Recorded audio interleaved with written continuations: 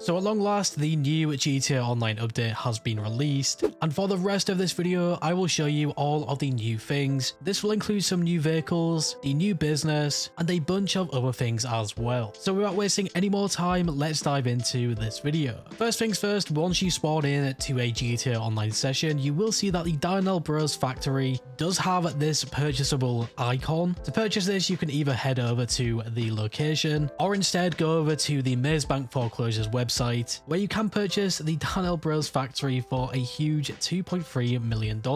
This is just a flat price because it does not have any upgrades or modifications, and it will include things like a sleeping quarters, so without any additional cost or anything, you can set your spawn location here. So honestly, in terms of its price, I think it is already pretty good. Obviously, it also includes the garage, the business itself, so compared to other businesses in GTA Online, it is already a really good start. Once you guys head inside the Darnell Bros factory for the first time, you will be greeted with a cutscene. Now, I won't spoil this cutscene for you, but this is pretty much the same as really any other cutscene with a new business. It will introduce you guys to some of the characters. Obviously, we already know that Pavel is returning. After this cutscene is finished, you are then free to explore the factory. The factory also includes the weapon workshop as well, which is really nice. One of the first things I found out was the subterranean tunnels. So inside your factory, if you go all the way down to your basement level, which is where all of your vehicles can be stored, and then walk over to this very small door, you can see that you have a bunch of different options to travel underground to these subterranean locations. I honestly thought that there would be more of these things, but honestly, I still think this is pretty cool. You guys can see that I traveled all the way out here. It is also located on the map. Now, I'm pretty sure this is only when you guys are in the vicinity, but I can use this tunnel again and get straight back over to the Darnell Bros factory. All things considered, I think it is pretty cool, but of course, you can always use the spawn location trick and then just switch sessions. Now, of course, one of the big changes with this update was to the Terrorbyte. So if you guys own a Terrorbyte, you will have probably noticed that you cannot upgrade it from the Warstock Cash and Carry website. And what you guys have to do is first of all purchase the garment factory and then take your Terrorbyte and park it inside. Once inside, you can then enter your Terrorbyte again, press right on the D-pad, and we can now have this new Bureau tech, which includes the collectible scanner, the silent running, missile lock-on jammer, and the master control terminal, which by the way is exactly the same thing that we have in the arcade. If you guys buy all of these things, it will set you guys back a lot of cash. But honestly, I think these things are really useful. The first thing that I will show you is the master control terminal. So once purchased, if you head inside your Terrorbyte itself, access the touch screen by pressing X instead of right on the D-pad. You can then manage every single one of your businesses here. This will be really good for resupplying the different things, but if you guys are wanting to sell your stock, it is much better to go over to your businesses, because of course, for the most part, the sell vehicles will spawn at these businesses. Honestly, I'm not sure why we did not have the master control terminal from the start in the Terrorbyte. It does make the most sense, but I definitely think this is a really nice change. Now, for the silent running upgrade, I'm pretty sure if you guys are in the Terrorbyte, it will then activate so that you guys cannot be found on the map. I'm not 100% sure on this one, so if you guys have any additional information that you have found, make sure that you leave a comment below. The collectible scanner is probably the most practical thing, and this works very similar to some of the submarines that we have, where you guys can use the submarine's sort of radar to find the hidden caches. This collectible scanner is pretty much the same thing, but obviously it will scan for collectibles close to you. So I am pretty sure that you guys can use this for things like action figures, really just any collectible that is on the ground. I think this is pretty cool, honestly, but for the most part, you guys can just use a website like GTA Lens and find these collectibles anywhere without paying the extra cash. And of course, that final upgrade for the Terrorbyte was the missile lock-on jammer. I don't really have to explain this one, but this will just make the Terrorbyte even better than before. Of course, the Terrorbyte is probably one of the strongest vehicles in GTA Online, even before this update, and now having the ability to put on a missile lock-on jammer, it will make the Terrorbyte easily by far one of the better vehicles. Just remember, you can also use the drones inside the Terrorbyte still, along with the missiles. So yeah, the Terrorbyte is just super good right now. If you guys play in public lobbies or anything, the Terrorbyte will probably be a must-have vehicle. At this point in the video, we will be now moving over to some of the vehicles. So if you guys head over to the Legendary Motorsport website first, you should see two new cars. One of these vehicles does have the HSW upgrades. This will be the Banshee GTS, and it will cost cost you guys just under $2 million to purchase. The missile lock-on jammer is also available for this vehicle, so this is really good news. And let me just tell you guys, after customizing this vehicle, it is probably the fastest HSW car that we have currently. I did do some further tests on this and I will reveal that in the next video, but this actually beats out the Stinger TT in a straight race or on a long track. I'm not actually sure the fastest speed that this can go, but honestly it is super fast. Not only is it fast, it does not skid out like the Stinger TT. It is very similar in handling to the Niobe, maybe even just a little bit better. So if you guys have the HSW upgrades on next gen, the Banshee GTS will just be an ideal choice, especially in terms of its price as well. Just under $2 million.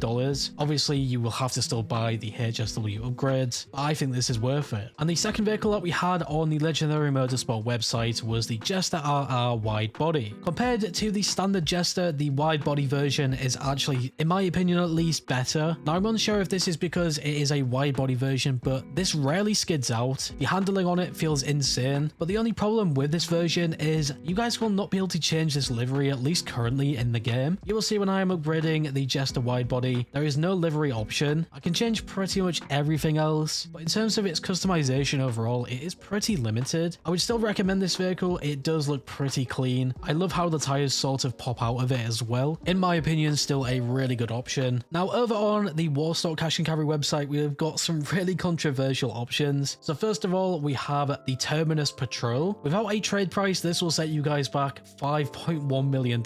I'm not really sure why it costs this much money. Even with the trade price, it is nearly $4 million in total. It does include the missile lock-on jammer, or at least this will be available to purchase with this. We also got the Caracara Pursuit, which is even more expensive at $5.3 million with a trade price of $4 million. Honestly, kind of ridiculous, but if you guys like these police type of vehicles, you will really like these things. And then the final thing that we got was the Police Predator. I think this was the highest reward because this vehicle was completely free for me, so I definitely recommend just getting this if it is free. I am pretty sure it was that reward for the heist month, and it is also a Pegasus vehicle. And another vehicle that I found was over on the Southern San Andreas Super Autos website. This was the Karen Kavos V6. This vehicle will also have the missile lock-on jammer available, so definitely pretty cool. I believe that Rockstar also added the missile lock-on jammer for a bunch of other vehicles that did not have it previously, which in turn will make them more usable in public sessions. So altogether, so far the vehicles I think are really good. The GTS is by far the best thing, I think. It just beats pretty much everything. But now guys, we're going to be moving over to the new sort of business update. So once you guys have the Garment Factory, you will have a new app on your phone. You can use this app to start up some new sort of missions, or instead you guys can actually head over to the Garment Factory itself, sit down at the computer and start the new missions from here. So having this app on your phone is probably a lot easier. You can pretty much start these missions from anywhere. I think it is super useful. You will see in total there is 4 new missions. I'm not sure if these things will change weekly. I have not got to that stage yet, but I did complete the first priority file, and I believe this is a weekly one because after completing this I obviously got the payout, which is honestly really good, but I could not repeat it again. I think the other 3 will probably be able to be repeated, and for a payout of $150,000 for each of these standard ones, I think this is really good. I will not be spoiling the priority file in this video. I will probably use this for a money method video instead. I found this mission overall pretty fun. There was 3 sort of setups, and then there was a finale type of mission, and after completed, I made about $300,000, maybe just a little bit over that. And similar to the salvage yard missions, if you guys have done them before, there was some additional challenges to do. The challenges for this mission specifically were to reach the base in 5 minutes, enter area A undetected, and then destroy 5 vehicles with the Scarab. You will see that I only completed one of these things because I had no clue what I was doing, but I still made it an additional $10,000 for doing that extra bonus. So potentially you can make up to $30,000 unless it has a different bonus for each challenge. Either way, this is really good. Hopefully these challenges don't change each time you do it, and it will be always something to keep in mind if you guys want to make the most cash. Funnily enough, after completing this first mission, Lester sent me an email on my phone, and you guys will see this is pretty funny. Lester is pretty much saying that he has retired because we have bought the Garment Factory. He also attaches this picture as well. Pretty cool to say the least. Now if you guys have the next gen consoles as well, you can also do the career rewards. So the first tier is to unlock Pavel's Garrison Car. cap. The next tier 2 reward is the Terrorbyte livery, which is that FIB one that we saw a while ago in the trailer. The tier 3 reward is Pavel's tank top. This is pretty funny. And then the final reward is a new vehicle called the Vapid Firebolt ASP. These things are always good to do if you guys have the next gen consoles. You can make some pretty good money from them as well. And it is always nice to do some of these special unlocks. The next thing that we have in this update was some new clothing items. Now I did see somewhere on Twitter that compared to some other updates in GTA Online, we did not have many clothing items in this one. Honestly, I rarely check the clothing items unless I really need to, but the main things that I found were some new sort of hoodies. One of the new categories is anime t-shirts and hoodies. I believe there is also the anime shorts as well. So I mean, this is quite interesting. If you guys like the look of these things, it might be worth purchasing. Another thing that I found as well was a new hairstyle. There is only one of these and you guys will see in the gameplay. This is what it looks like. So that really is everything that I found so far in this update. There is some really nice things. I think one of the biggest features is probably the missile lock-on jammer for a lot of different vehicles. So for some of the vehicles that you guys already own, I would recommend checking if they can have the missile lock-on jammer. And for the vehicles that I would recommend purchasing, I would definitely recommend the GTS, especially for those of you on the next gen consoles. If you fully upgrade the GTS with the HSW upgrades, you will just see how good it is. But yeah guys, I will probably drop another video later on covering the speed of this new Banshee GTS compared to the GTO Stinger TT and some of the other fastest HSW vehicles. I think that you guys will probably be surprised at this, so yeah, definitely look out for that. And altogether, what do you think about this update? Make sure that you leave a comment below. I honestly do not mind this update. I think if we compare it to Drug Wars and stuff, I think it is miles better than that. I think overall there is some pretty good features in this update. But yeah guys, hopefully you went on to enjoy this video, and if you guys did, make sure to leave a like. I always appreciate your support, and if you are new here, subscribe and hit that bell icon to never miss a video. Finally guys, stay safe, thanks for watching, and I will catch you in the next one.